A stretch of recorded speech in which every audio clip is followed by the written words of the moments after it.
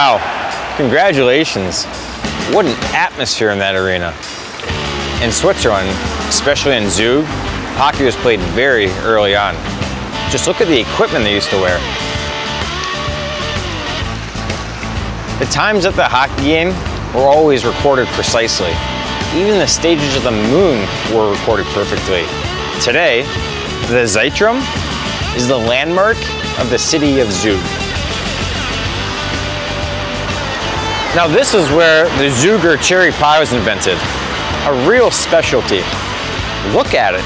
It's even shaped like a hockey puck. That just shows how established hockey is here in the town of Zug.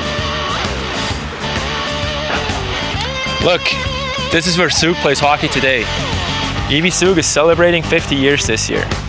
I lived and played in Zug for 4 years. How about you, Garrett? First year, right? Welcome to Switzerland, and welcome to Hockey Town Zug. We're looking forward to exciting games in the Champions Hockey League.